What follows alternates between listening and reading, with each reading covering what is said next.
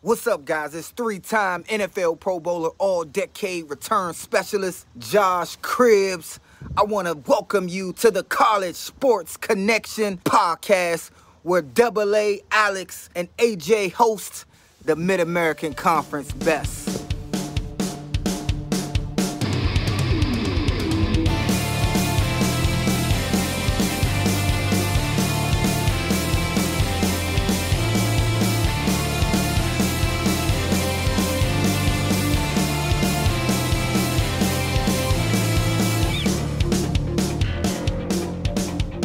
All right, everybody, welcome back to the College Sports Connection podcast. I'm your host, Alex the Captain.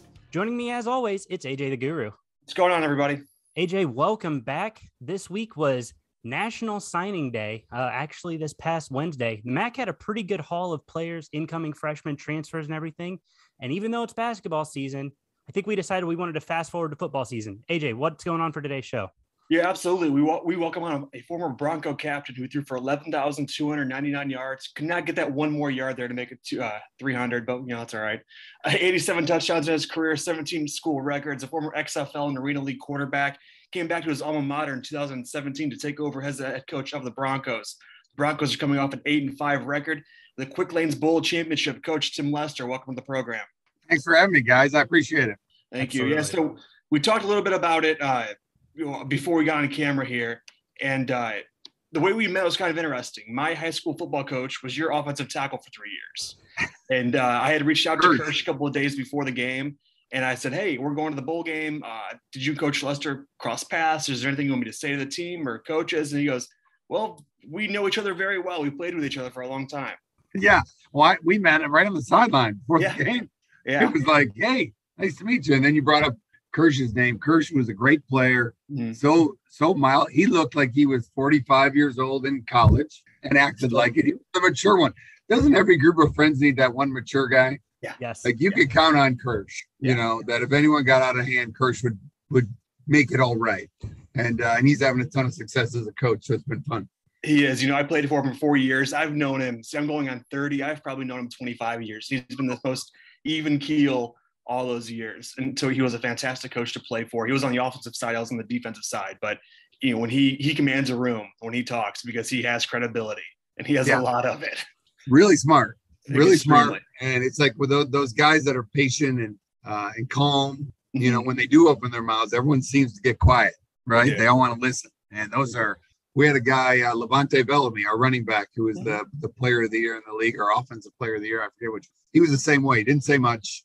So anytime he decided to address the team, it got quiet quick, coaches included. Everyone wanted to hear, and Kersh is very similar. Sure. To kind of get into the business things of here, congratulations. You also not only got a bowl win, but a contract extension, which is fantastic for the program and the direction. How exciting is it just to get the business part out of the way so you can focus on the upcoming season? It's huge. I mean, and it all happens fast from Christmas to the bowl game to the portal to recruiting. I mean, it's all happening, and there's not a day where it slows down. You try. Me and my family, we went up north, up to the Bay Harbor area for like 3 days, and still was dealing with the contract and trying to get. Turns out I love to be here. I played here. So it wasn't hard.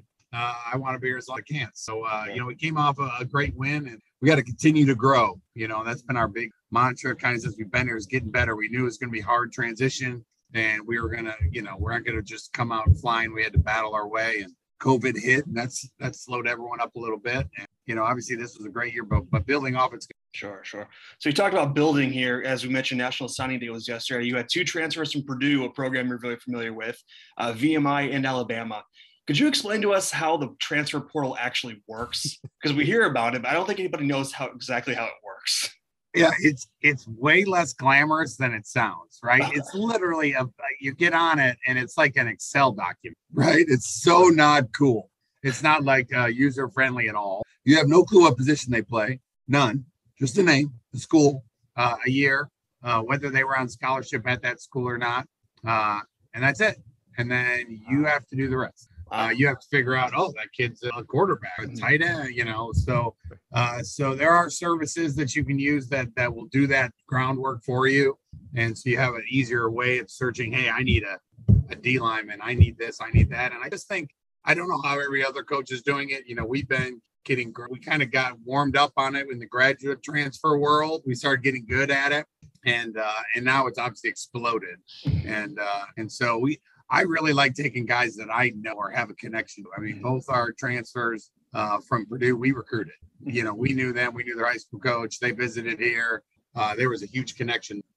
Not everyone, and we had a coach that coached here a couple of years ago. That was the DB coach at Purdue last year. Call him and find out exactly, how they did, what kind of kids they were. And they fit the kid that we signed in December that we recruited really hard, and Kansas State took him, and it ended up bouncing around and we got him back the second. So, but then there's some guys like Stone from Alabama, that you really gotta call people, we recruited him a little bit out of high school. We knew his high school coach. We knew his quarterback trainer, and then we reached out to Bill O'Brien, who called us back. And that tells you a lot, because we've reached out to other big time offense or head coaches that don't respond, and Bill O'Brien called back immediately. And we talked for a while, and he loves the kid and what he did, what he was like Bill O'Brien couldn't say good things about him. And so he felt more comfortable being him and his quarterback trainer, who knew someone on our staff really well, and his high school coach. Sure.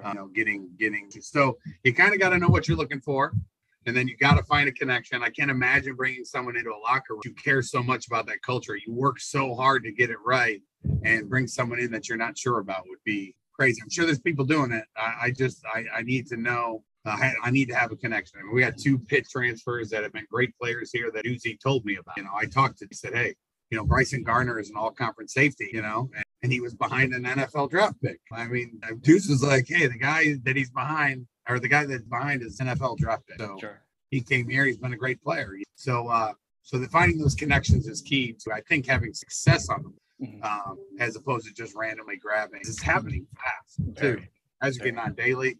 I think we're going to eventually put some parameters around it. We need to. I think everyone agrees. Like, we're learning off the NFL a little bit. They have free agent blocks, because it's hurting some kids too. Like, oh, I think I got the guy I wanted. Guess what? Another guy got on today, and I like him better. So the guy I just told I wanted, now I don't want him. So I think they're gonna put some kind of parameter, to like, this is when you can get on, and like at the end of the season, and maybe kind of like free agency deadline. Okay. And I think that'll clean it up a lot. I think everyone's waiting for that to put some kind of legislation to it and make it a little more used for coaches, programs, and players. Because right now, it's a little bit like the Wild West. Sure. So when you were a quarterback, was there a transfer portal? Were guys in and out all the time? Or, I mean, if you were at a school, were you there 4 or 5 years? So you weren't. Yeah. People went down. People went down. We had guys leave if they were to AA school play. I always tell a story. I'm still friends with him, and I'm not bashing him in any way, shape, or form, because he was an unbelievable player. But Matt LaFleur came in to Western, and I'd already been starting for 2 years, and he was a good quarterback, but he wasn't going to beat me out. And he was going to be really good. So I think he went to Saginaw, and he killed. I think he broke all their records. And so we used to have guys that, if it didn't work out, would move down. But rarely would you go, face the team. Deuce, before the game this year, Deuce was so beside himself because, when he sent me those 2 guys, that was pre-COVID. And then COVID hit, and they got to come back for another year. So we rolled down to Pitt with 2 of his graduates and beat them, And so when he gave them to us, they only had 1 year left. It was just going to be, hey, I love these 2. They're great kids. I'm excited that they're going to come play for you. And then 2 years later, we're on Heinz Field. He was not so happy about it. I can imagine. All his guys went to the NFL. They were all in the NFL, and they were gone. 2 that he said he came back for their COVID. Sure. So we went to Heinz Field with. That was a rate. That was the exception to the rule, obviously. Sure. And with him being a defensive guy, it has hurt even worse. Yeah, he was not. I mean, he understood it, but he definitely wasn't happy about it. No. So you talked about like the recruiting and the transfer portal. How big has that early signing period been for building a roster and knowing what you need on National Signing Day? It's huge, especially, the second one doesn't mean nearly as much as it used to. But we have signed, I would say, 99% of our class. And, so you sign those guys. You also, are starting to get to know, who's going to leave your team. Are people going to leave in December? Start finding out you have more spots. So you have a second one to make it right. For us, Caleb Elby, he decided to go to NFL. So we all of a sudden were in need of a quarterback quickly, and then we had another guy that got on the move down. So we needed two. So we obviously took a quarterback from Alabama. We signed a high school kid yesterday and gave us time. It doesn't feel like it was a lot of time, but gave us time to make your roster right. The hard ones is when you lose guys in the spring. After spring ball, you've already got trained, you're getting ready for the year, and you come out with a depth chart in the spring, you lose guys. And that's where, because we have to do things that make sure the season still matters and everyone can put a team together, And so right now you just have to rely on the portal if something like that happens, So yeah, it's huge to have that early say. It's funny because I'm on the board of trustees for the American Football Coaches. That still seems to be unanimous by all levels. They all love it. The 1AAs love the fact that so many kids make decisions and it really clears up who they need to go after. The same way with this, everyone's like it. Because that early signing day is a fairly new thing, right? The past 5-7 years. Yeah, my first year there was early signing, so that was January of 17. They didn't have it that year, so it's 18 might have been the first year of it. Okay. Or maybe December of 17. So it's brand new, and we still got to tweak some things. There would be the perfect world, right? If anyone could have an epiphany and figure out a way to keep high school recruiting and portal recruiting separate, so they don't cross each other, I think it would help high school kids a lot. Right now they happen at the same time. I mean, December's crazy, and you're getting ready for bowl game at the same time. And so you're recruiting, you're about to sign kids, you're having official visits. Some teams are getting ready for championship Saturday, and official visits are going on, and you're losing guys from your team that have decided they're going to go somewhere else. And so you have to decide quickly, do I want to take a high school kid or a transfer kid? So that has gotten, if we can find a way to separate those two and give the high school kids their due, which I think we need to do, it's a tough year. I mean, right now there's kids out there, which was great trying to find a quarterback when there were some really good ones. It was unbelievable how we found that were quality players because so many people have their eye on the portal. And not as much on high school. Now, I don't know if the rings for that big mount that has the eye on it. Yeah. It's like it's all looking at the portal. And like there's a lot of great players out there that are being overlooked. So there are some opportunity, but we definitely want to make sure we continue to develop through high school recruiting. And we need to find a way to. Right now, it's just chaos, but we got to find a way to make sure there's time for. So I was going to ask you. You mentioned Caleb Elby going to the NFL, Sky Moore going to the NFL. What do those conversations look like with you, especially with guys who still have eligibility left? What does that look like? How do those discussions go? Yeah, they're not fun, when they don't come back, they're not. All you try to do is give them the best information you can. There's something called the CAC report, which is a report that the NFL has. In fact, I've heard rumors about people wanting to have a CAC type report for the portal kids where you can put your name out there, not secret, but you put your name out there to the NFL. They talk to all their people and they give you a real live, non-media driven, no agent driven, like here's where the NFL has you slotted, because they don't want you to make a bad decision when you could go back to school, right? You don't have a CAC report for seniors. You're going. That's all your own choice. But there is a CAC report. So you have that filled out. You have to fill it out, send it in. It takes a couple weeks. And then I normally sit with the player. We talk about it from middle of November on. I'm all the time. Their parents wanted to really wait till we got the CAC. And then you deliver all the information, and it just kind of gives you their opinion of if you're a first, second, or third round draft pick, they think you should come out. The money is significant. If you're a day 3 pick, which is 4, 5, 6, 7, they say their opinion is you should come back. It doesn't mean they're right, but I mean, over the years, they've been right on most. I feel like our guys, for the most part, not all of them have followed that, but we've at least had the conversation, at least you get your 2 cents in there. I'm going to support them no matter what they choose. Obviously, you're talking about really good players when you have these conversations. I think you can only send like a couple CAC reports in anyway. How many people are early that have multiple years left? Who they are. So I think 3 is the max you can send in for guys with. And then last year during COVID, they didn't have the CAC. It was hard. We had 2 guys come out, and we obviously de-escalated. Jalen Moore was a tough one. It was a tough one because we didn't have a CAC report, and I had to tell them, and I called everybody I could. And I did my own CAC report because half the scouts said he should come out, and the other half said he should come back. So I got nothing. I remember kneeling next to him during the stretch And I just looked at him like, I'm no good.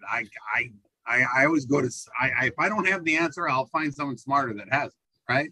And I called the smarter people and they don't know either. And luckily he was a 5th round pick and he's played this with 49ers. It worked out good, but I did not give him any answer back, whatever you choose, man. So yeah, it's, you know, I'm excited for those two guys, but then you got to be, you know, that's where the portal helps you. You know, you can have a chance to replace. And I think if you built your program correctly, hopefully losing 1 or 2 guys crush your team. You know, we have a young quarterback, Alapak, who's already here, who's been our backup, who's a good player. And I mean, shoot, he had to go in our pit game and went 4 for 4, took a drive. I mean, Caleb had to get an IV, and it took a long. His body wasn't taking it at halftime fast, so he missed the first drive of the 3rd quarter, and we went right down and scored. So hopefully, we're doing a good job. It won't crush you, but man, it's fun to watch people live out their dream. You know, Caleb calls me all the time. He's getting trained on loving life in a ton. So we call and he FaceTimes up. He's learning. And so it's been fun to watch him through this process. That's awesome. So we talked about the guys who were leaving. We have a couple of guys who were staying, and Sean Tyler. Now, I didn't know somebody was as fast as him until he took that kickoff back in the Quick Lanes Bowl. You get him in the open field, he cannot be stopped. So what advantage? I mean, he seems like a guy who given the ball and let him do his thing. See that type of player? Yes. And what benefit is he to you guys? Yeah, the funny thing is I always think of Sean. I always think about his first big game, right? It was freshman year. It was that was here against Georgia State, right? Georgia State was just coming off of beating Tennessee, and we have the next game. And obviously Bellamy ran for 250, but you know, all of a sudden Sean goes there and he had like 3 huge long runs. And Bellamy was like the player of the week. And he did our press conference thing. And one of the reporters asked him about the young guy. Tell us about this young guy, man.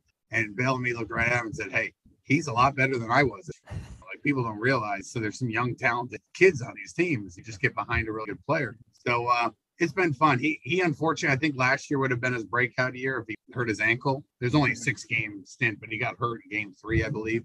And then we got Ladarius. So those two are so different. Like, one's a pounder. You do not want to be standing, and the other guy will run by it. You know, the biggest difference with Sean compared to Bellamy, I think he's stronger. He breaks more tackles. You know, he's a really put together kid, and was a 100-meter track star in Chicago. He's a great leader. And man, to have a guy like that coming back and Ladarius coming back, there's nothing better for a new quarterback than to have them in the backfield with you. It makes it much easier. Sure. So, and you're a Chicago area guy, right? So I'm sure you love those local talent. There's so much great talent in that Chicagoland area.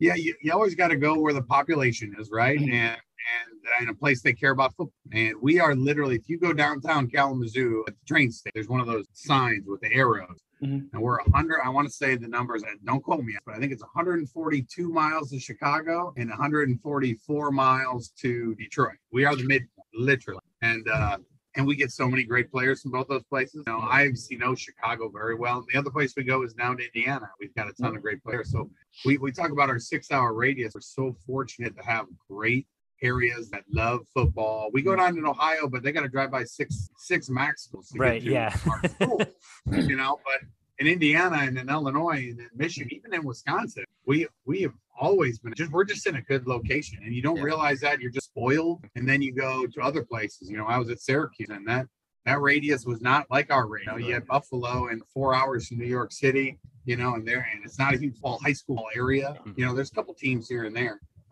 So it's crazy when you don't have that. You know, I grew up around this program, you know, from a player to an assistant coach, and there's great players everywhere. It's fun going to Chicago and to some of these other places because there's a lot of guys coaching that I played with. It's fun being on the road. Now, being a head coach, they hardly ever let me on the road, so it's not nearly as much fun. I'm in this time. Sure. But we've done really well. There was one year, I want to say it was my 2nd year here, that we signed more Illinois guys than Northern. We signed more than Illinois. We signed more than Northwest. So we signed more than all of the in-state schools because it's the perfect. We have so many students in the Chicagoland area because it's the reason I came here. It's too close, but it's not too far. It's just kind of that happy medium. Believe it or not, when I was turning around the Elmhurst College program, the Division III program, I took over in 08 to 12, I believe, or 7 to 12. We came to Michigan. We did the opposite. You know, we started taking all the players from the MIAA, a really good one, and they wanted to be about that, you know, 2.5 hours away. Mom and dad could be at every game, but they're not going to be knocking on the door every day, you know. And so we're very fortunate where we're located in the Midwest. Sure. You mentioned Indiana. You took a kid just down the street from me from Homestead. That's about a couple minutes away from me. So I know they have a fantastic program, had for a number of years here now.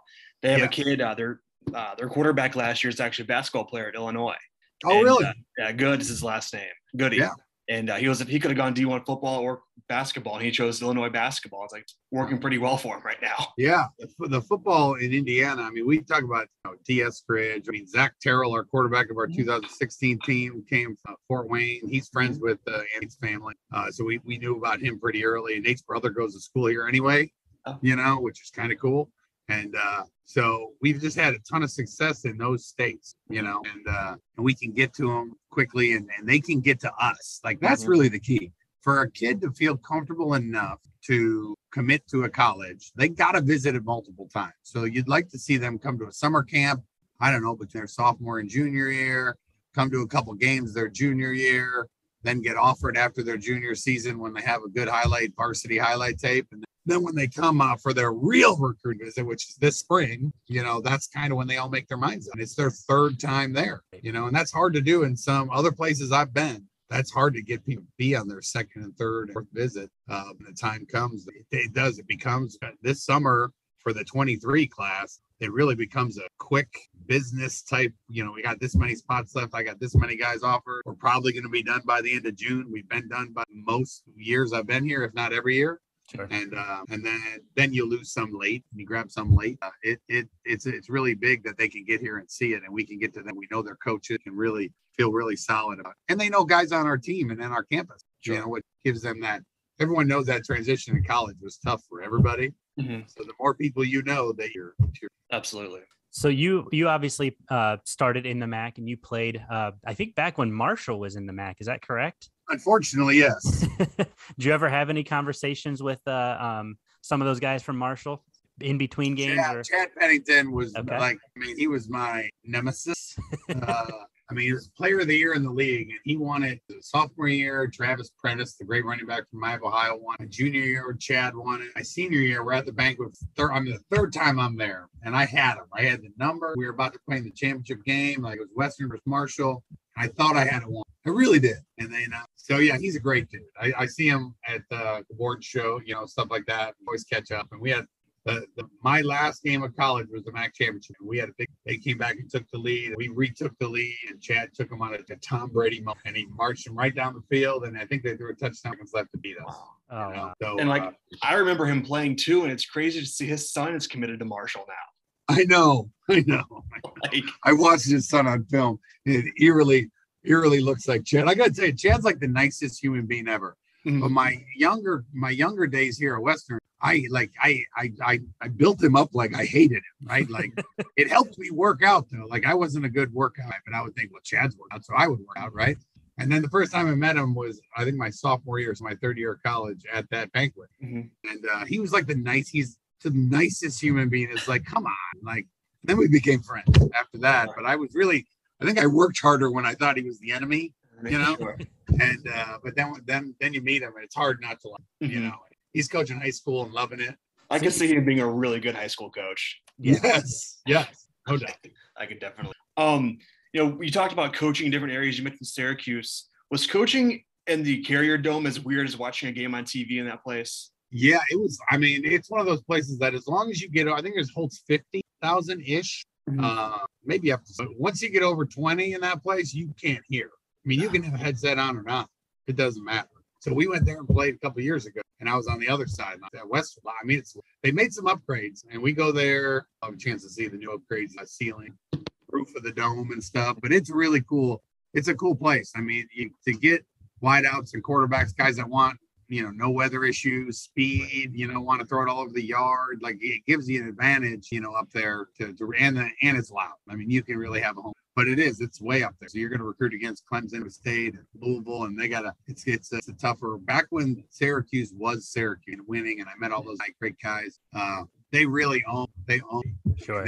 All those kids were, unfortunately, Shiano's first run through Rutgers kind of changed that, and it's everyone's kind of figured out how good Jersey football is now, so I don't think they just roll in there and take everything they want like they used to. So finding that talent and getting them away from Penn State, Pitt, and Rutgers to come up this part. So I think that's the biggest challenge. Man, it's a great school, it's a beautiful school, and they have a really huge which I think is pretty cool. And one other school I wanted to ask you about real quick is actually a school I took a visit to back in 10, 11, was St. Joe College. Yes. The one stoplight town. I took a visit there. It no longer exists. Well, they're offering some classes now. Really? Just Is it back? Just like a few classes here and there. But yeah, I took a visit there in 2010, 2011. And I think they closed in like 13 or something like that. Who was the head coach? Corey Sanders? I think so, yeah. Corey? Yeah. He's the DB. Yeah. He's the safeties coach. Is he really? Yeah. He came here. I hired him here. Well, he played for me at St. Joe. Yeah. So it is the Joe. Mm-hmm. I mean, you'd be shocked, AJ, how many, we always say all roads lead through the Joe. That's what me and my wife all the time, because the amount of people that have been to that small town in Rensselaer, Indiana, amazing. I mean, I could be in any room, anywhere. I was in the AFCA Board of Trustees, and the guy sitting next to me at one point coached the St. Joe. It's uncanny how many people at some point went through. Sure.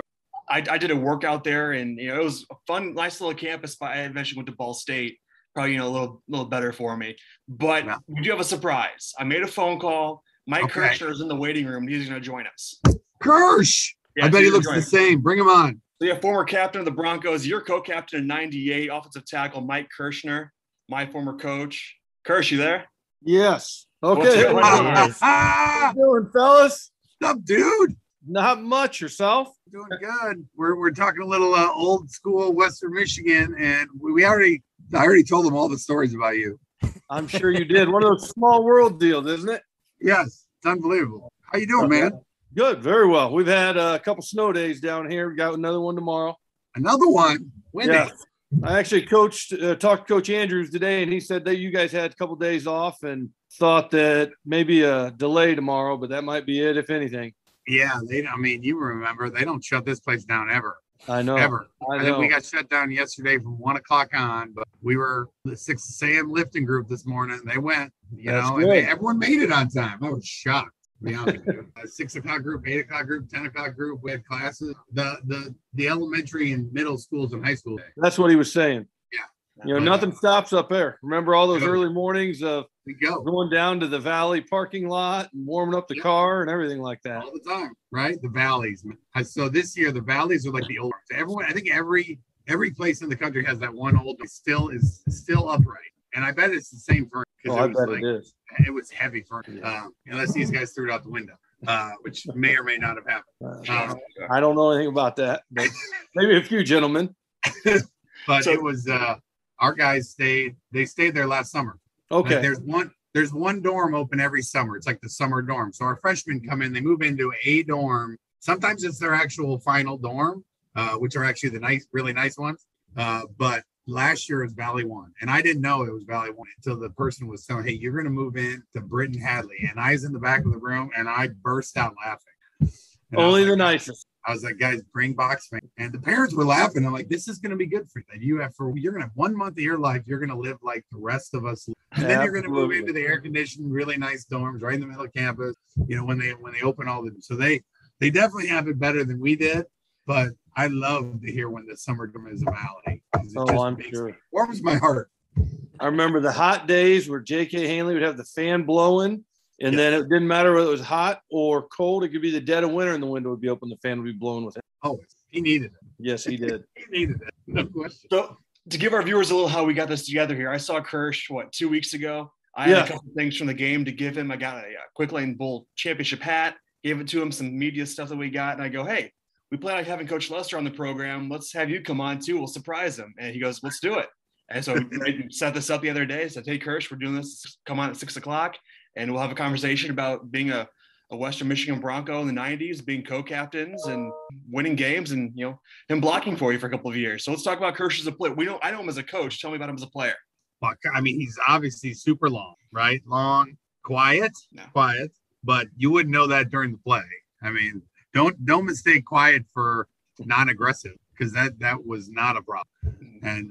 And for me, he's older than me. So I loved having veterans, just because I'm the one screwing up most, right? When the quarterback screws up, team goes nowhere. And that was normally me. So having guys in front of you that have played and had experience, that would calm me down when I'd freak out, because I'm screwing up back there and they're like, calm down. He was just like that steady. I imagine him being on the sideline of his high school being the same way, because I always tell guys, like, in the absence of knowing how to react to things. You look around you, and if everyone's freaking out, right? If your coach is going nuts and getting penalties, don't be shocked when your players do it too, you know? So he was one of the main guys up front that just had that demeanor that was really healthy for a younger quarterback that needed some calming down. And I became that guy, but you need to learn from someone. Sure. So Kirsch, how about Lester as a quarterback? He comes in, you're a couple years older than him, learning the new system. How are you helping him adapt to the play? As Coach said, I am a little bit older, a year older, and we lived there in Valley One on the same floor his freshman year, my sophomore year. So it was a great experience to be in the dorms because we had probably maybe 8 or 10 football guys on our floor. So we're real fortunate. We had some of the sophomores, but we also had some freshmen. So we got to know them not only on the football field, but at a personal level. And as Tim said, he's not playing himself up right. He came in as a freshman, and you knew he was going to be a player. Just how he held himself and how he prepared for the game. It was exciting. We had just lost all-MAC quarterback in Jay McDonough, and then Coach Lester comes in as a freshman and plays right away. And it was an exciting time to have him because, as he said, it's probably tough as a young freshman coming in, knowing a few guys from camp, but just getting his feet wet, as you say. So it was an exciting time for him and us kind of to turn things over. We had a real veteran team the year before Tim was there. So we lost a lot of talent, lost a lot of guys. So, that freshman group that came in had some guys, Coach Lester, Jake Moreland, they really had some guys that contributed. And then his second year, when I was a junior, we brought in, I think that was Coach Darnell's first year. We had Coach Moldy before. It was kind of another changing of the turn a little bit. We started bringing in more guys from Florida in the South and a little bit of a different, I don't want to say atmosphere, but they brought in a little more of that SEC Big 12 mentality. So it was an exciting time in the Bronco football right there. Yeah, we were. Yeah, it's funny how everything kind of like played out.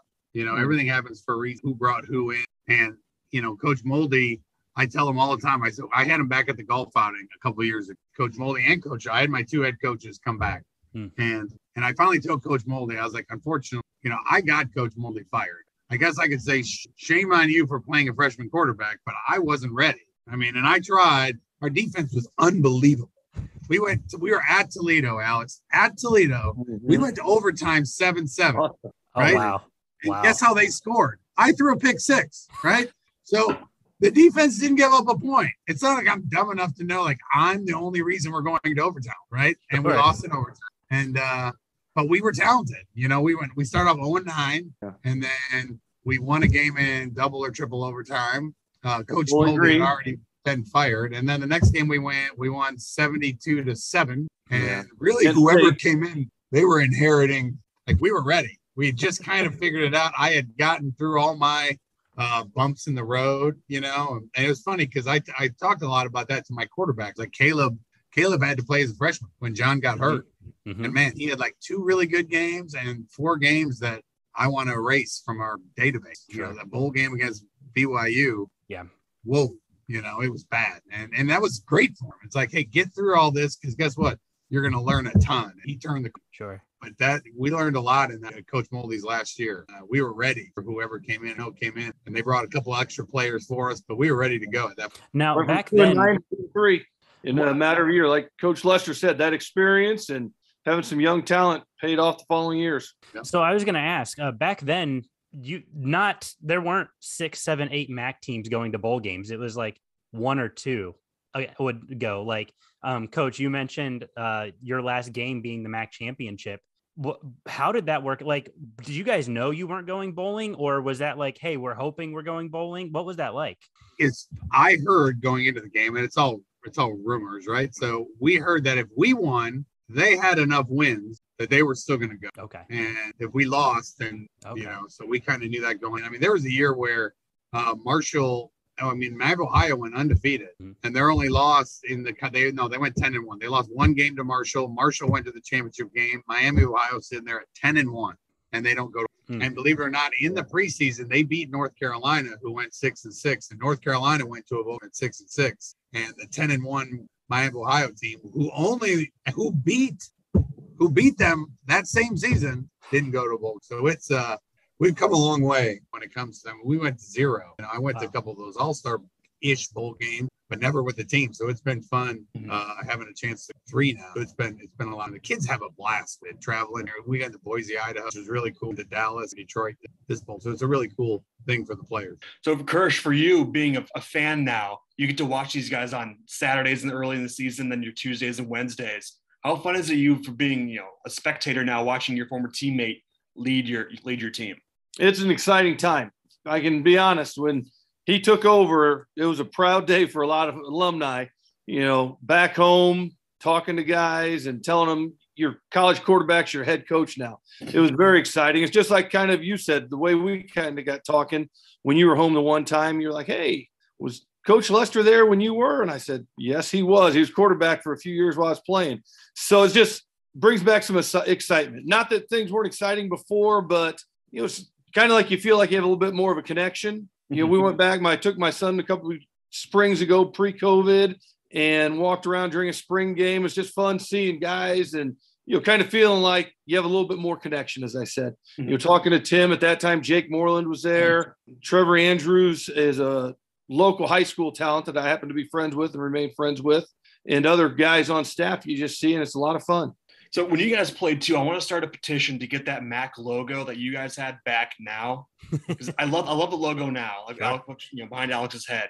But that lightning bolt style MAC logo, I think, is one of the coolest in all of college football. So we've got to get that back somehow.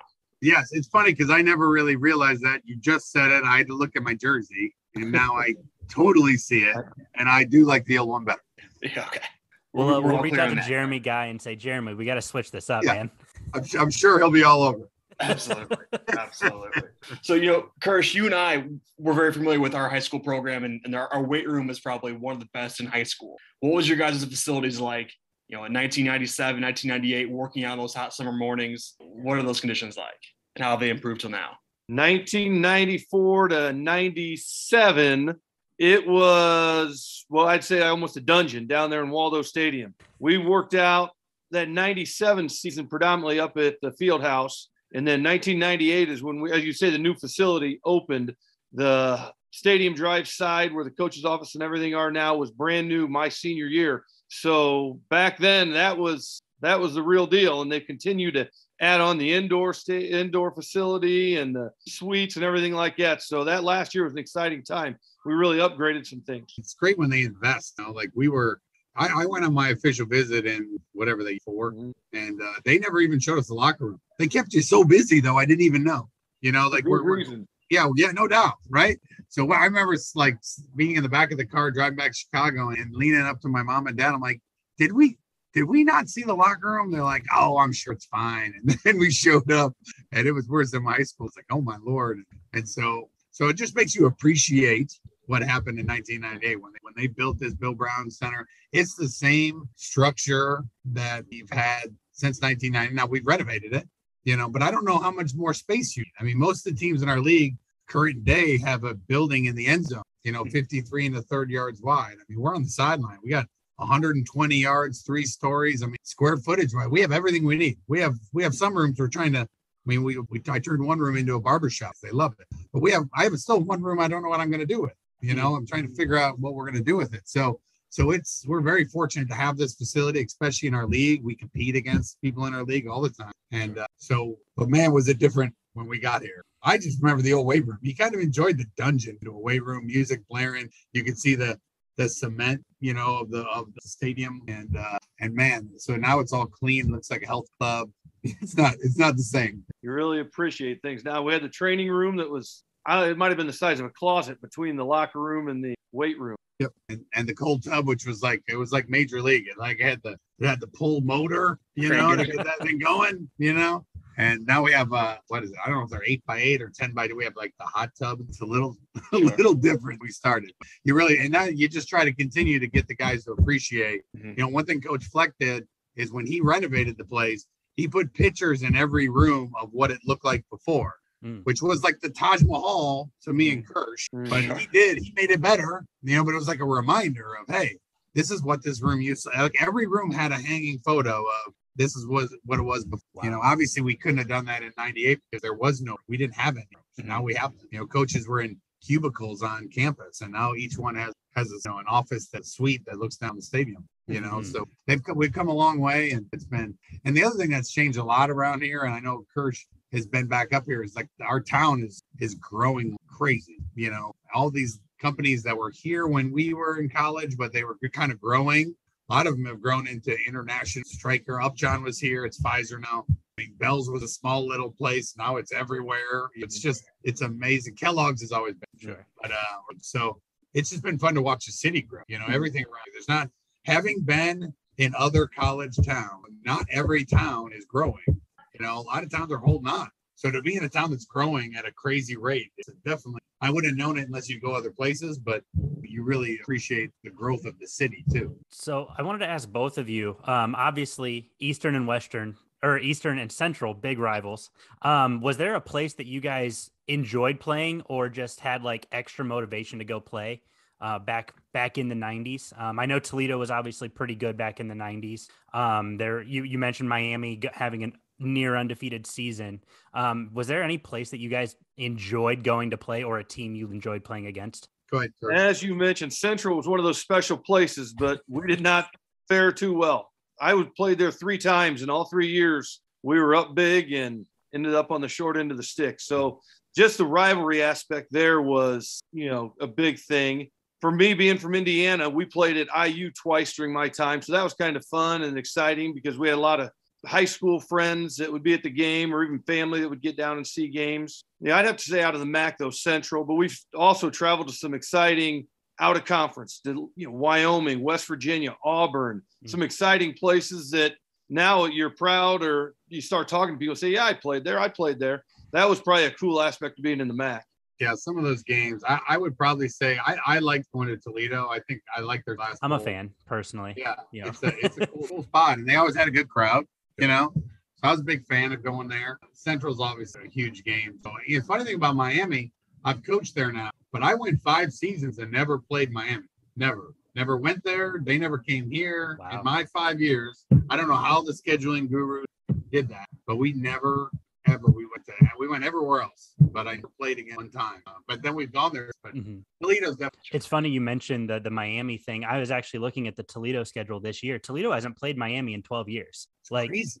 And I think part of it's Marshall leaves the MAC, UCF joins the MAC, leaves the MAC, Temple joins and leaves. So I think a lot of it's been those scheduling issues with teams coming in and leaving. I think UMass was included in all that, but it's crazy to think that there's a 12-team league and 2 teams haven't played each other in well over a decade. Yeah, because normally you play 3 of the teams on the other side, and then 2 years later you play the other 3. You just kind of rotate back and forth. It's unbelievable. And I had my 2 high school teammates played in Miami, so that was the one team I wanted to. I don't know if they come to us or we'll play them this year. Our rotation's back, so we'll go there and play. We'll play We'll play Ohio. Sure. So as Tim said, we didn't play my freshman year. I think they played the year before, but I think it my junior year, sophomore years when we went divisions, I believe. So that changed some things. So I only played Akron one time when we were there, but we played Ohio U all 5 years, and the way it worked out there in the other bracket. So it was kind of some odd scheduling then. We played Northern. I think my final 3 years might've been it. Yeah. I think they joined the league in 90. I think they played everyone in 96, but they actually joined the league in 97. That was back when Ohio ran the triple. Oh, wow. Yes. That was never fun. Oh. It was never fun. You guys talked about divisions in the MAC West this year. Everybody went bowling. And so I like to say that the MAC is the most balanced conference in all of sport, in all of football, because there's not one team that runs it, for 10 years. Every year there's a new person at the top. And how fun is it to coach in such a competitive conference, especially in division? It's complicated. I mean, it's tough, right? I mean, I remember it was before our Northern game when I was looking at the schedule, and I told the announcer before the game, I'm like, I think every team in the West is going to be bowl eligible. Like, when was the last time that happened? I mean, it's unheard of. And he called me after the game or texted me after the game saying, hey, I was so intrigued by that. I looked it up, and it was the 2015 SEC West or something like East or West. I don't know where the last time an entire division was bowl eligible. So it's Yeah, it's unbelievable. From facilities, like everyone's caught up on facility wise, and we're all recruiting the same area. We're all here recruiting the same kids. So it is super competitive, and it's a great challenge for us because every week you got to show up and be consistent. It's something we haven't done well enough, to be honest with you. And that's what we're talking and focusing on is how do you, I think it was a stat we brought into this year is 8 of our last 10 MAC West games have come down to the last drive. It's almost like the NFL. Like in the NFL, every game, I think it's like 87% of the games are 1 score or less, right? So if you go to an NFL practice, they literally do 2-minute drill every day. And you're like, why are they practicing? We did it every Thursday. Like that was the one time we practiced 2-minute drill. In the NFL, you don't get out of a practice something. We have done really well in a ton in the last 2 years. Every single day of practice, some kind of end of the game situation because just like what you said, it's such a balanced league. I mean, Grant, we want to play good enough in the first 3 quarters that maybe it's not a game in the fourth quarter, but history will tell you that it's going to come down to the last drive or two. Sure. And, we practiced because we're what. So as players, would you guys have enjoyed playing on Tuesdays and Wednesday nights throughout this year? Would that have been something you would have enjoyed, or do you just prefer the Saturdays? I'll let you answer that one, Kersh. Things have changed so much since we played in the form of those Tuesday and Wednesday night games are on TV. Even our Saturday games weren't on TV very often when we played. So I think that aspect of it would be exciting to, the MACtion and things like that. It probably does change the week as a coach, as a player, and not having that experience. It's tough for me to say, yeah, it would be great from an alumni of seeing the excitement surrounding our program and the MAC now. I think it would be fun. But from a coaching standpoint and a player in this current day and age, I can't answer that. It's tough.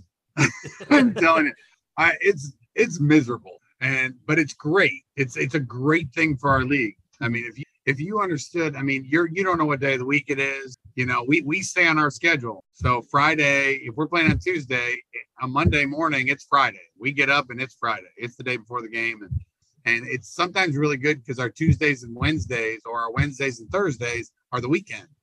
So there's no class. It's just kind of nice for them to be able to practice, sleep in a little bit, get a good practice in. They can hang out and watch extra film without having to run to class and stuff like that, which is kind of I mean, shoot, I went 5 years and I don't know how many classes I missed. We never missed class. Well, now we do. That's not a good thing. But where it really helps, if you look at the amount of players that the MAC conference, our conference has gotten into the NFL since we started MACtion, there is a tick. And the reason why is when you're sitting at the table on draft day, the GM, the assistant GM, and the head of player personnel, like they make this. Like you ask any coach in America, maybe the head coach has a little bit of say. No one else has any. The scouts give them information. They make the decisions. Well, on a Saturday, when there's 60, 65, whatever it is, many Division I games, well, that GM and assistant GM and player personnel guy, they only get to go to one game every Saturday, and they try to go see guys. Well, let me tell you, my first MACtion game, I think it was we had Chooks, or was it Darius? I forget. We had guys they were looking, and one of our games, we had 5 general managers at our game. Like I always get a list. I go shake their hands. Thank them for coming. And then they go up in the booth where it's warm to watch it. They don't stay on the field. They just come down and warm ups. They're smart. But we had 5 general managers, 3 assistant general managers, and 2 head of player personnel at one game. And then the next week we went to Northern for more on their side. So when you get to the 5th, 6th, 7th round, and the guy at the head of the table has seen recently one of our players, I really think it's helped our league nationally and with the kids, getting the chance to live their open amazing. Yeah, those kids, the kids that they were there to see got drafted for sure. But the other kids that they saw became free agents or 6th round or 7th round picks. So as crazy as it is for us. And the other great thing about it, this is something that has never happened anywhere else but here, is we have been so fortunate to have a Tuesday game on the week of Thanksgiving so that our kids get to go home for Thanksgiving, which is such a unique thing. You normally sit in a ballroom. We do Thanksgiving all together. I mean, it's a meal, but we have meals together. We have catered meals together all year long. So you try to make the Thanksgiving one special. Everyone stands up before. But Thanksgiving's not something you get as a student athlete, as a football player. You just don't get it. We have the last couple of years. We've been able to send everybody home, and they get to go home for like 4 or 5 days. They come back on Saturday or Sunday. And so that's another unique part to it. You don't think about it, you live it. I did have one other thing too. I want to go back to kind of both of you guys when you were being recruited to Western. What was the pitch that brought you to Kalamazoo?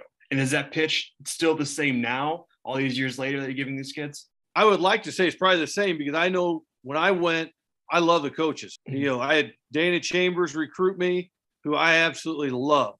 And that was probably a big part of the connection I had with the coach. So as a high school coach now and a former student athlete who's recruited, I'd like to think that the coaching is still what will bring a lot of guys to Western. Now, I know a lot of the other attributes and the assets we have right now probably pull into that, but I know how high and how fond of the coaching staff that is there now I am. Yeah, I think it was the same thing for me. I mean, I was really fortunate because I had coming in high school, they didn't have like stars. They just had a blue chip illustrated magazine, and I got to be on a list in there somehow or another. So I had tons of offers. And so I was going to go to Florida. That's where I wanted to go. I wanted to be the next Danny Werfel and play for Steve Spurrier was the goal. And then I blew my knee out.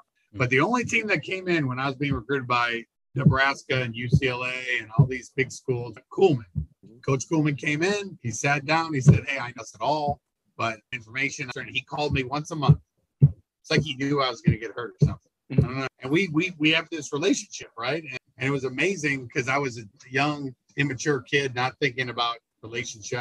I didn't even look at depth charts. I was just going because I was going to play no matter where I went. I was very immature in that process. And so when I got hurt and everyone started dropping, everyone tried to call, but I was going to Western at that point. They were with me the whole time. And it really is a place that has great people, and so the sales pitch that way has not changed. It's a very great town of people that care about the town and good Midwest people and value. And so that's what made me, I came down to West Virginia or here for the final trip down, and I just felt comfortable. When you came to campus, I liked the coaches and I liked the players and I liked that I met on campus, and that still holds true today, and it's funny because when you make your final decision, like most people, if they make a good decision, make that decision based on that. How did they feel when they were there? Did they feel like this is home? And I'll never forget a couple of years ago, Chukwuma Okorafor, he wrote an article full of paper. I didn't even know he was a writer. So that he was done playing, and all of a sudden on the front page of the paper, I think it might have been on senior day, it was a story about his recruitment. And I wasn't here for but it was basically my story. It was basically what he said he got out of the car and what he felt when he was on campus and everything that he was believing, what made him choose to come to Western Michigan. I read it and I called him into my office. This is my story. It's the same story 20 years later. It's fun to choose here. Obviously, he's starting for the Steelers now, and it's fun to watch him. But so I definitely think it's here today because it's keep hearing the same story over and over again. Sure. So this has been 2 weeks ago during the divisional round of the NFL playoffs. I came across this stat on Max Preps. It said 8 starting NFL QBs from this weekend's 24. They played a combined 24 sports in high school, all multi-sport athletes. Yep. So I know, Coach Lester, is that multiple sport athletes still incredibly important with kids being able to go to certain camps and hire quarterback coaches and things like that? How do you navigate those waters? Yeah, you want them. They're harder to find now, and now it's more of a 2-sport athlete. And I do. I'm not the biggest advocate of the 7-on-7 leagues, but I do give them credit for playing another sport. I like guys that are competitive, number one. And I also like guys that have been coached by a lot of different coaches, like a guy they're probably, as they play multiple sports, you're going to get a lot. You're going to have 3 freshmen. Like I was a 3-sport league. So I had 3 freshman coaches, 3 sophomore coaches, 3 different sets of varsity coaches. I had coaches I liked, didn't like. And I learned from all of them, and I found a way to be a valuable member on the team no matter what. Sometimes when you have like that one guy who's like, that's my favorite coach because they like that guy and they don't like anybody, So I do value guys that play a second sport. In fact, track's a big one for me, obviously, because I can get some data on that too. Sure. There's a recruiting service that gives us a lot of good data on track athletes, and how they compare to other track athletes that are on our team. Like I have all the numbers of our current team. So if I want to know how fast the guy is, if I want to see if he's Sean Tyler fast, I'm going to look at Sean Tyler's junior 100-meter dash time. And I'm going to know if he's as fast as Sean Tyler, And, but yeah, I do think it's a huge, you're starting to see guys, people are trying. I got 4 boys, and they are to a point now where they're starting to try to get pushed in, or just to pick one. And I'm not letting it happen. Sure. They're playing. Sure.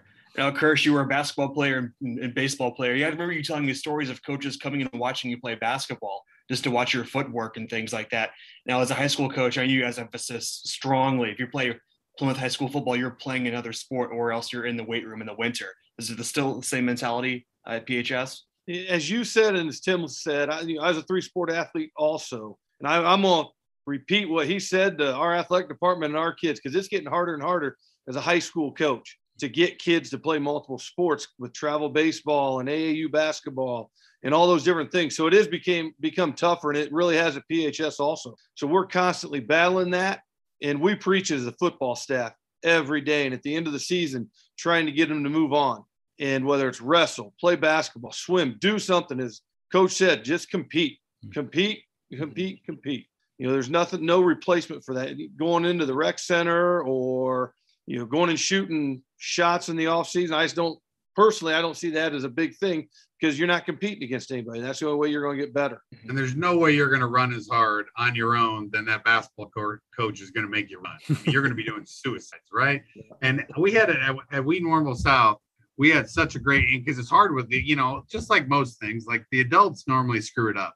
And so it's like we had it set up so beautifully during our time at Wheaton, because our varsity, we had our varsity football coach. Our sophomore football coach was the head basketball on varsity, and our head wrestling coach was the head freshman. And then the assistant varsity football coach was the head track coach. Sure. So they were all one. Like, you were going to be with those same people. Like, he was the sophomore head football coach was the varsity head basketball. And so you just stayed with that same umbrella of guys, and that's becoming harder and harder, but it really did set up very well for guys to either you go play basketball or you wrestle. Like, that was kind of the options at Wheaton, and then you were either playing track or baseball, Sure.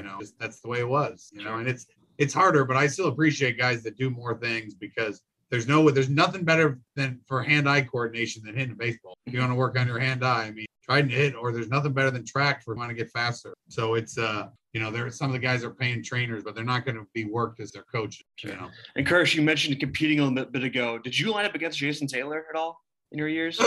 Yeah. Yes, we did. Actually, that year was that your freshman year, Tim? That was. Okay. That was my year, actually, as a tight end even. Yeah. So we went to Akron. That was the only time we played over there, a Saturday night game. And, oh, my. At the Rubber Bowl, right? I think Coach's discretion said it all. I got benched. I deserved to get – I was done. I didn't want to go over there, that guy. No way. I don't know if I broke my foot. I don't think I broke my foot. I broke either my ankle or my foot. I did something to my foot the week before. So I didn't practice all week. And they kind of shot me up before the game. So I wasn't a super mobile guy, but I could at least move and create a little bit of space to get rid of it. So I had lost any type of mobility, and you go against Jason Taylor, right? Who's living in the backfield. Right. And I mean, the first 2 quarters, I don't know if I could put a ball. He was so in my head. I mean, it was like, and then he'd like, okay, we're going to go 3-step drop. And so you'd like take a quick 3, and he would like read it, and he'd stop his rush, and then he'd just wait and jump. He was, and I'd throw it. He was so long. We had our media day a couple of years ago. They moved it. I think maybe it was the COVID year. They moved us out of Detroit, and we went down to Canton. And he was, I don't know why he was there, but he came and talked to all our players. And man, he's still a good-looking joker. Yeah. He didn't remember me. I'm like, I'm just one of the many quarterbacks that you tackled a bunch of times. I was like, you don't remember me because I was a freshman and I got benched in 2 quarters after going against you. But yeah, he was a different dude now. Sure. That whole era of MAC football, there was so much incredible talent especially with Marshall, like we talked about early on. Randy Moss was pretty good. Randy Moss made a pretty good career. He had some good hands. That's I've heard that. Okay. Yeah, he was okay. Then you mentioned Akron. It was at the Rubber Bowl, right? Yeah. Yep. Okay, because Alex, tell them about your experience there then. So I took a trip out to Akron, Kent State to do coverage for the show. Great time at InfoCision Stadium. Took a slight detour to the FBI agents listening. This did not happen. I went and visited the Rubber Bowl, and I mean what an incredible place. I can only imagine what it was like seeing the stands full. It's obviously fallen to ruin in recent years, but I just could only imagine as I walked through there, like just how cool that would have been to play under the lights in such a historic facility. There's been a lot of great games there. The history of it. They used to Coach Darnell on Monday. It was actually Noxie and Kirsch that did it. Like he would come up and tell us about who we're playing and tell us about the town, That's where I learned like there's more bars in one stretch of in Athens, Ohio than anywhere else in the country. Like you learn random stuff, right? So Knox like, this is who we're playing. Here's a stadium. Here's some random. You might not, and he went through against Akron. He talked about all of the stuff that's happened at that stadium. And the light poles are inside the stands. But they were just that was Monday. We just kind of introduce us and tell us some facts. But I was shocked with I don't remember the individual people that had played on that field. And so the things that it was always, and then when you were underneath it, it was definitely, it reminded me of when we had started here before. A lot of things that happened. Cool. I haven't been to the new one. Yeah. The new no, I did. Last year, the new one. Oh yeah. Yeah, we played there the first. We went there. And now they have the indoor and the end zone. I mean, it's like all brick. It was like it was way different. Like, how far is the rubber roll from there? The rubber roll just feels super intimate. Like it just feels like one of those places. Like there's like 10 people here, but it feels like 10,000. Like it's super cool. How far is the rubber bowl from the new stadium? It's about a 20-minute drive. Okay. So and that was a big part of the reason. Obviously it was falling to pieces, but that was a big part of the reason that they moved it to an on-campus location, because then they could ideally get more students to show up to events and they didn't have to drive across Akron. Yeah, because when we went there and played, we just rolled in. You didn't go into a city. No. Like you go to Toledo, you roll in the city. I mean, most places you roll through campus. So rubber bowl, we just showed up in the middle of nowhere, and I think we drove by where the blimp. Then we drive by where the blimp parked. You're always like, hey, it's in that big thing. That's where the blimp is. And then we were like, oh, there's rubber bowl. But definitely going there 2 years ago, different feel for sure. For sure. I did want to ask one of my last questions. That you guys have had a multitude of logos. Do you guys have a particularly favorite logo that you guys have had over the years? I know Coach Lester, you probably have seen a few more now being a coach as well. Do you have any logos that you guys love or maybe don't love so much? We'll not say hate, but maybe don't like as much as others. I can say this probably a little more openly. You can. I finished up with when Coach Darnell came in. I think was it his first year we stayed with the brown and gold, and then my senior years we went to the black and gold with the Bronco logo. I still that's one of my favorites. Okay, myself. Yeah, we've had a lot, and now we're going through another rebrand. Yes. So and the rules are changing, and obviously they've been working on this rebrand for a long time, and then COVID hit in the middle of it, which kind of threw it all sideways. So we're hammering through it right now. I love the Bronco that we have on our helmet. I love it. It's an iconic logo. It looks unbelievable on it. And so we're getting there. I like the new the school crest, the circle W. I'm a fan of the school crest. I still am. I do favor the metallic gold, not the yellow. I do favor that a little bit.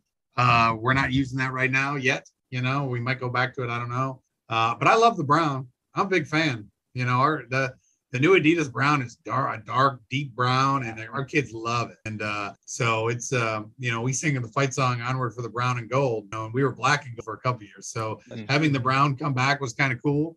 But I think of gold, I think of like jewelry. I don't think of yellow, So we kind of this year, because we didn't really know what was happening, we went brown and white. We tried to keep it simple. We went, Alabama, Texas A&M, Mississippi State. Like, let's do it. Let's make it clean.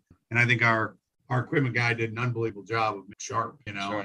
And now we're getting more rules as they're kind of hammering out everything. We'll probably add just wanted to keep the brown and white. Yeah, I'm a big fan of the Ghost Bronco. That's I know that's a big popular one with a lot of people, but I'm a big fan of that logo. Yeah, the new logo is not the Ghost Bronco. It's not much different. Right. It is. They're cousins for sure. And I can take you through a 4-month conversation on how everything went down. And but I do like the one we had on our helmet. The Michigan game, we weren't sure on the rules of what we were going to be able to do. And that helmet logo that we ran out against in Ann Arbor, that was decided on like 4 days beforehand. Oh wow. It was a last minute thing, and I thought it turned out beautiful. I know the alumni were excited about it. It is a little different than the Ghost Bronco, but it's hard. Our kids love it. So Kirsch, do you have any jerseys or any helmets from that you wore when you played? I have a couple right over here on the wall. Yeah. Helmets, same type of deal. What's he pulling out? Do you remember these? Yes, I do. I have one of those too. They don't even tuck in. Do you remember the ones that didn't tuck in? These were cool back in the day. Oh God. Yes, with this logo. This is the W with the horse. Oh my gosh. I don't know what year this was, but it was awesome not having a Tucker jersey. It came back for that spring practice here. The other thing I noticed is how nice the practice gear is. We had the old cotton or whatever you call them, grays, and then we had the full mesh jerseys that were brown, and was a defense brown, and we were white with just a number, and that was it. Yeah, we've come a long way. We've come a long way when it comes. A lot of this stuff gets recycled into practice, and now our equipment guy does an unbelievable job. So we're still in the transition of that. Like, we got a lot of our game stuff handled in year one of our rebrand. So but we're still black and white at practice right now, so we're slowly turning everything over. And, it's good for the university to have, because we were at a point where we had too many, when our marketing person came in and showed us what soccer uses and softball uses. And it was like 12 logos. And I was like, oh, I understand why we need to do this. And so now it's kind of like putting a funnel on it. Like, we're getting all to where we're one thing that when people see the logo, they Gotcha. Yeah, no, I we'll have to get our hands on some new updated Western Michigan gear. That'll be something we'll have to do. It's coming. Like, most of it came like the day before the first game. Cause now, you guys know all the logistical issues going on with COVID. And so we ordered all this new stuff and we're waiting. Like, I think our new shorts came in January. Okay. Just like a month ago, last month. So they're supposed to be in June. So we obviously wore our black shorts all year. So the new shorts just came in. So it's been an interesting year, because I have alumni that come back and I always want to give them something. Sure. We're not at the point yet, which we will be hopefully by this summer, where we have enough of our, I just got this one 2 days ago. So it's, we're getting there. He's got the old W with the old one. I like it. So it's a classic. Sure. Call it one a classic. Sure. Retro. And, there we go. To kind of sum everything up here, we ask everybody we talk to who's involved in the conference, who their coaches or plays, what does the MAC mean to you? Because it's such an intimate conference. Everybody's I'm an alumni. He's an alum. Alex is an alumni. We didn't play, but it still means a lot to us. And so just what does the conference mean to you just personally? It holds a special place in my heart, obviously playing and the friendships that I developed at Western. But I truly felt the MAC was a situation where at the time we went through, I don't want to say it was a small enough conference, but you still kind of forged some friendships with players at other schools and with logistics. Now as a high school coach, I got guys, whether it be Ball State or even Northern Illinois, some of the Centrals and Easterns that you run into at high school clinics or things along the line. And the friendships and the relationships that were built in the 90s are still here today. Yeah, I couldn't agree with it. It is truly a very unique league. Obviously, we cut our teeth in this, you know what I mean? So it is a new and it is a better league than it was when we played. But it's still the MAC, it still has you still remember all the games. I know Marshall's gone, but in my head, we actually signed a 2-year deal with them, Kersh, the 25-year anniversary of our 99 game and our 2000 game. So we're playing them in 24 and 25. So we'll play them as a non-conference game, which I'm looking for it. I haven't been there since. Is that a home and home? It's a home and home. Yeah. Okay. So that will be a fun time in 25. But yeah, it means a ton to you when you played in it. People ask me about all the time about being the head coach at your alma mater. And one, it's a double-edged sword, because one, you care. I mean, not that I didn't care about Syracuse or Purdue, but you care. It's part of you, and so the highs are even higher. Like coming off from celebrating with Kershner and all the alumni, like you're running through the tunnel and you're just kind of focused on it's halftime and you start seeing guys that you haven't seen in years. And so it means more. It hurts more when you don't get it, right? Like when you're getting yelled at by the guy in the crowd, like that guy was in my wedding. It's like, hey, shut up, John. Like, everybody, right? So like when things don't go well, which sometimes they don't, it hurts even more, so you're all in. So it's a really cool league when you can coach a team and tell them stories. When you have stories, like you have layers and layers of stories of every place you're playing and memories. I swear every time we go to Eastern, Charlie Batch is there and he comes and gives me a big hug before the game. Obviously he's rooting for the other team, but it's awesome to see him. And so it's a really cool thing. Or when we go down and play Mike New, and my oldest son goes to him. Perfect. So he's always there on the sideline. And Mike takes care of me. You know, Mike, he's a volleyball player there, and they just beat the #1 team in the country twice. Yep. So they had a great weekend, and he was the national setter of the week. He's doing great. But it's like, hey, Quinn's my oldest son's name. I always tell Quinn, if anything ever goes wrong, call me and I'll get in the car. He's never had to call me, but Mike's like, he has Mike's number because Mike's one of us, like Kershner. He's a Mac guy. So if anything happens, Mike will go get him if he ever needed it, you know, and having those relationships is super unique because I don't think it's like that in every. I'm a Ball State guy, and I went to a lot of men's volleyball games. It's a blast. They're incredible. Yeah. They're doing well right now. They got BYU tomorrow night. Yeah. They're 10, BYU's 9. So it's going to be it'll be a battle. He's in his COVID senior year. They asked him to come back. So he's playing his final year, and good deal. He accepted a job. I obviously didn't do a good job of raising him because he's going to be a coach, right? I tried. You want him to do better than you, right? Sure. And so he's going to be a volleyball. He's got a job at University of Kentucky. Fantastic. So he will be headed off in June to Lexington to coach women's volleyball. It'll be and they won the national championship a year ago. So it'll be SEC volleyball for him, and so it'll be a great opportunity. I'm excited to go to Lexington and watch them. Absolutely. I'll have to get down there for a men's game this year. I mean, I'm in Fort Wayne. I'm not that far. I'll have to get down there. Oh yeah, he's number 5. Okay. Number 5. Because I think when I was there, we beat Penn State, and they were like number 2 or number 3 in the country. It was a Wednesday night. We went out and partied because we beat a number 3 team. Like nothing exciting happens in Muncie. Like well, it was a bit. I mean, Muncie. I call it the fast food capital of the world because I went down there for his graduation a year ago, last spring. I was like, all right, like, where do you want to go? Like, where are we going? Nice steakhouse. Like, where do you want to go? Like, I want the nicest restaurant in town. This is your graduation dinner. And I think he wanted to go to like Lone Star Steakhouse or something like that. Yeah. I was like, isn't there like a nice steakhouse? Like something that, he's like, no. So I got him out of then he brought up Outback. I'm like, no. And we ended up going to like a not a Benihana's, but like a stir fry place. Is it Fuji probably? Yeah, that's where we went. Yeah, that was the big dinner. For the celebration of graduation. Yeah. And so they didn't have, but he loves it. He loves it. He has a great. They're having it. It's gonna be a fun.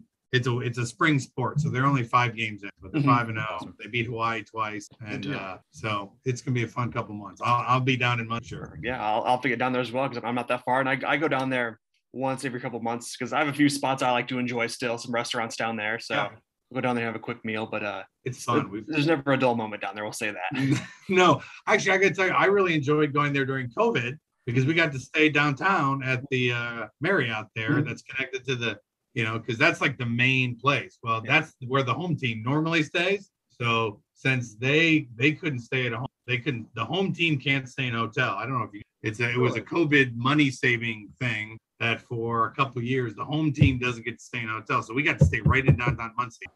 Because normally you have to stay either in Indianapolis or Fort Wayne. It's the only place to stay when you're. It was nice to be in town, and Quinn and all his volleyball buddies, where they're all like 6'9" monsters, super skinny. They don't look like football players, but they're monsters. So it's been a fun ride. Absolutely. Well, coaches, this is it for me. Alex, I don't know if you have anything that we really do appreciate this. We'll have to do this again sometime because I'm sure we barely tapped into the stories. Oh yeah. There's a lot. Maybe we'll make it out there for a spring practice or something like that and hang out. And that's it for me. Yeah, that's going to be it for me. Guys, thank you so much for tuning in. We definitely appreciate it. Had a great conversation with both coaches. Awesome time having both of them on the show. Make sure you guys are checking out our website. Added some new updates to it. thecscpodcast.com updated our Quick Lane Bowl album. Go check out those photos from that. This show will be available tomorrow. Excited to have this out for everybody. Thank you guys so much for tuning in, and we will see you next week. See ya.